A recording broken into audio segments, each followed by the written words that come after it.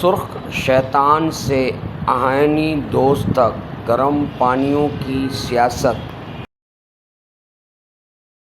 السلام علیکم ناظرین۔ 1979 میں جب سوویت یونین افغانستان میں داخل ہوا تو پاکستان میں ایک نعرہ گونجنے لگا، روس گرم پانیوں تک پہنچنا چاہتا ہے۔ عوام کو بتایا گیا کہ اگر افغانستان پر روس کا قبضہ مضبوط ہو گیا تو اگلا ہدف بحیرہ عرب اور بلوچستان ہوں گے۔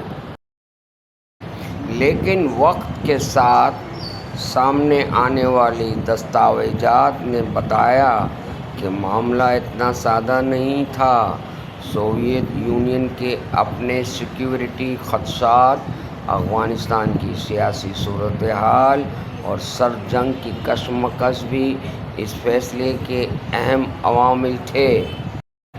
آج تقریباً 50 سال بعد منظر بدل چکا ہے۔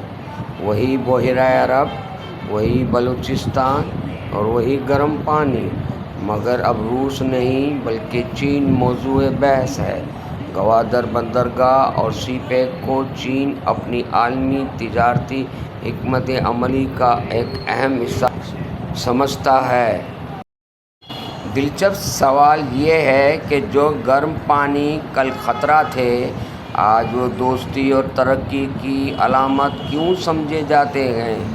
اس کا جواب نظریات میں نہیں بلکہ مفادات میں پوشیدہ ہے۔ جیو پولیٹکس میں مستقل دوست یا دشمن نہیں ہوتے، مستقل صرف قومی مفادات ہوتے ہیں۔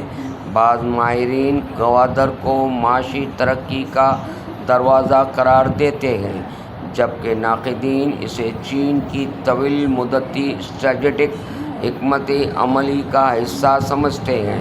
تاریخ ہمیں یہی سکھاتی ہے کہ نعروں سے زیادہ حقائق کو سمجھنا ضروری ہے، کیونکہ طاقتور ممالک بدلتے رہتے ہیں مگر بحیرہ عرب کی اہمیت اور گرم پانیوں کی کشش آج بھی ویسے ہی ہے جیسے نصف صدی پہلے تھی۔ میں ہوں آپ کا میزبان اور آپ دیکھ رہے ہیں لب لباب۔